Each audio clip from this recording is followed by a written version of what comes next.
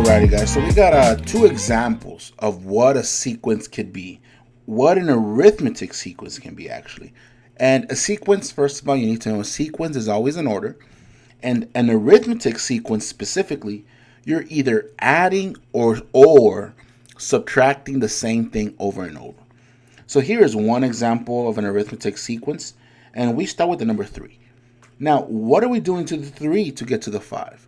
What are we doing to the 5 to get to the 7 and the 7 to get to the 9? If you guessed add 2, you guessed it. This is an arithmetic sequence because we're adding 2 over and over.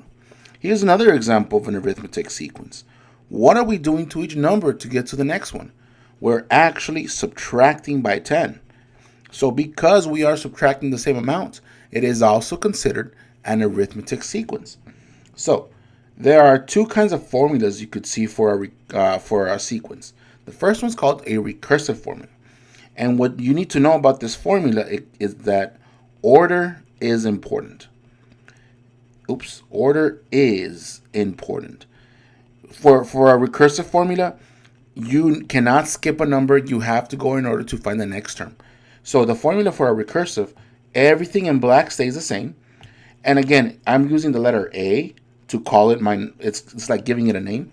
Sometimes you might see that different letter B, letter C, C of N. The letter A doesn't mean anything. You're just giving it a letter as a name. So A of 1, what does a 1 represent? The 1 represents the term number. And what is a term number? Well, like I said, a sequence goes in order. So this will be the first term in the sequence.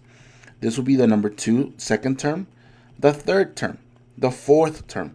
So if you want to find that 10th term, you know how far you need to go. So when you say A of 1, that means my first term, which in this problem will be 3. In my other problem, my A of 1 will be 100.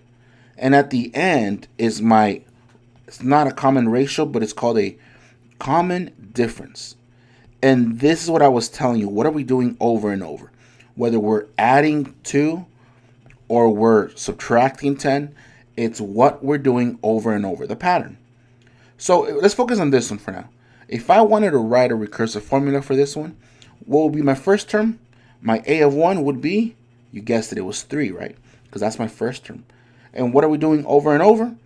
A of n minus 1, remember this stays the same, but at the end, we put a plus 2. That's how you write that formula. For the example number 2, A of 1, or my first term, would be 100, right there. And A of n minus 1, what's the formula? Or what are we doing over and over? We're subtracting 10, so we will put a minus 10 at the end.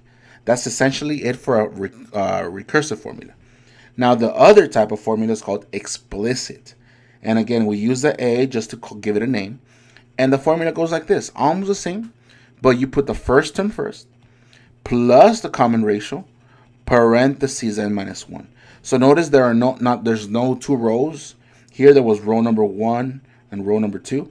Not with the explicit. There's only 1. So let's use the same example for the first one. We already know the first term. It was 3. And we were adding 2, correct? Well, let's set up the formula. So my first term, again, it was 3. And we're adding 2, parentheses n minus 1. Well, why do we have 2 formulas? Because this one can actually be written in 2 different ways. This could be an example what you might see for explicit, or what they can also do is they can actually simplify this problem. Let me show you how. By doing distributive property, you know this is 3 plus 2n minus 2, right? Combined like terms, what's 3 minus 2? Is actually 1 plus 2n. This is another way to write the same explicit formula. Now, what's cool about explicit formula is that because there's only 1 row, if you want to find whatever term number you want, you just plug it in. You just plug it in. You can't plug it in a recursive, but you can in explicit. Let's do it one more time, guys.